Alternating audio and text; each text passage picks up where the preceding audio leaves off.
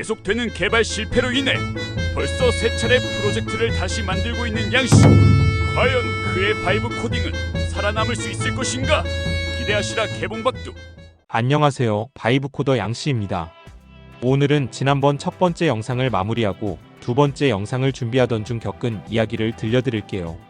사실 두 번째 영상을 만들다가 세 번째 프로젝트에서 개발이 실패로 끝났고 결국 네 번째에서야 어느 정도 정리된 프로젝트를 구현할 수 있었어요. 이 과정에서 정말 많은 시행착오가 있었는데 그걸 중심으로 오늘 몇 가지 주요 포인트를 소개하려고 합니다. 커서 AI를 활용한 코딩에서 흔히 마주칠 수 있는 문제들과 그 해결법을 다룰 거예요. 자, 그럼 바로 시작해 볼까요? 섹션 1 커서가 말을 안 들을 때. 먼저 프로젝트 개발 중에 가장 눈에 띄는 문제부터 얘기해 볼게요. 커서가 말을 안 들을 때예요. 제가 뭔가를 수정하고 싶어서 내용을 작성하고 커서 AI한테 이거 수정해줘라고 요청하면 수정이 끝난 뒤 화면을 보면 전혀 반영되지 않았거나 에러가 그대로 남아있는 경우가 많았어요. 이번에 저는 3번이나 프로젝트 리포지토리를 새로 만들고 커서 크레딧까지 모두 소진할 정도로 계속 요청했지만 여전히 수정이 안 되는 문제가 반복됐어요. 이건 초보자분들도 겪을 수 있는 흔한 상황이에요. 제가 개발자가 아니라서 코드를 하나하나 뜯어보며 문제를 파악하기엔 한계가 있었죠. 그래도 한 가지 깨달은 건 바이브 코딩의 강점은 빠르게 접고 빠르게 다시 시작하는 것이라는 점이에요.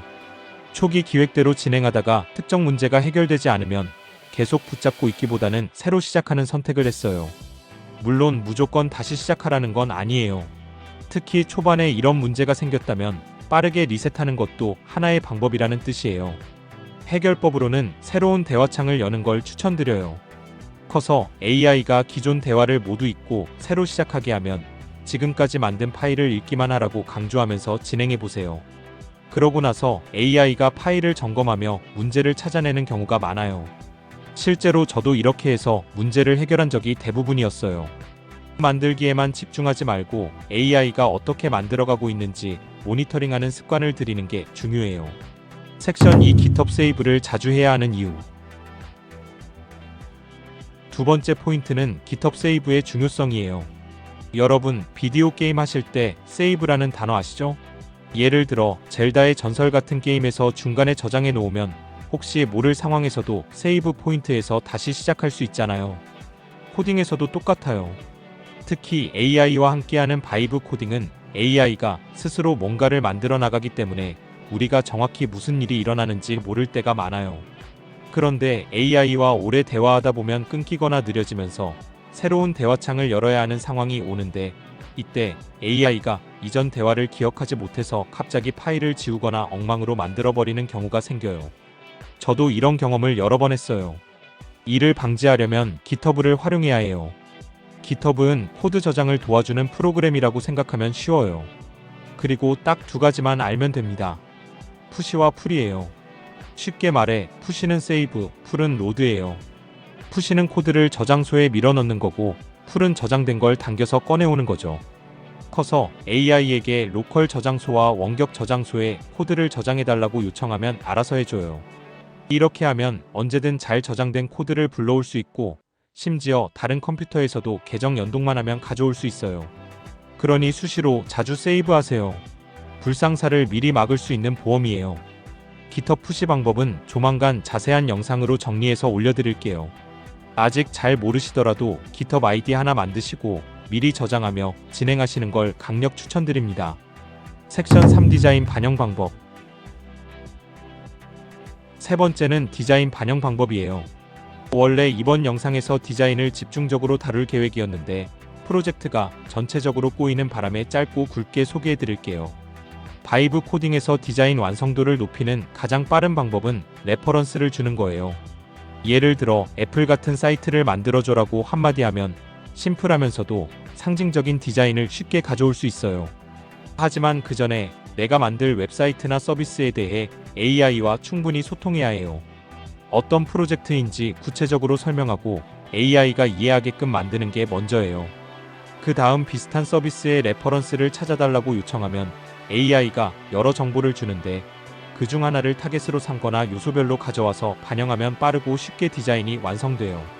제가 이번에 만든 서비스는 페이스북이나 인스타그램처럼 간결하면서도 좋아요나 조회수를 쉽게 볼 수 있는 게시판 스타일을 목표로 했어요.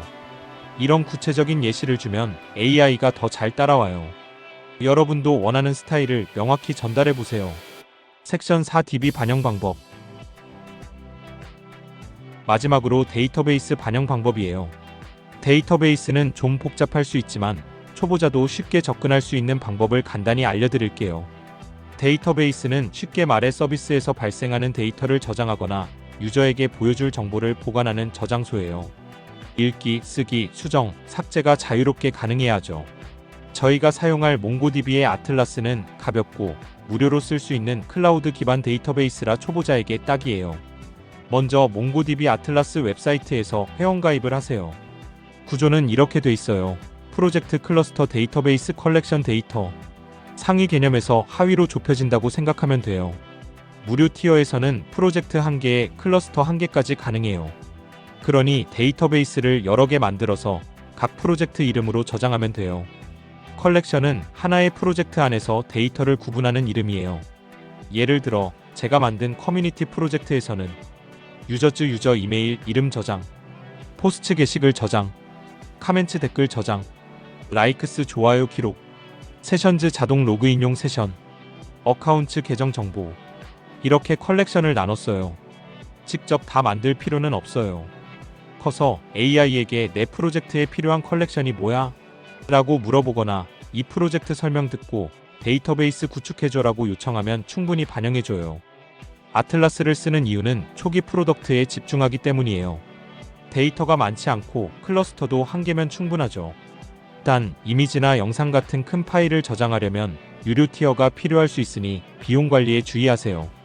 오늘은 프로젝트 개발 중 겪을 수 있는 이슈와 해결법을 알려드렸어요. 이 과정을 통해 느낀 건 기획을 잘 잡고 일관성 있는 프롬프트로 AI와 소통하는 게 실패 확률을 줄이는데 정말 중요하다는 점이에요. 관련 프롬프트는 오픈 카톡방에서 공유할 테니 꼭 방문해서 챙겨가세요. 그리고 깃허브로 프로젝트를 자주 저장하는 꿀팁 영상도 조만간 올릴 예정이니 구독과 좋아요, 알림 설정 잊지 말아주세요. 오늘도 시청해주셔서 감사하고 다음 영상에서 또 만나요.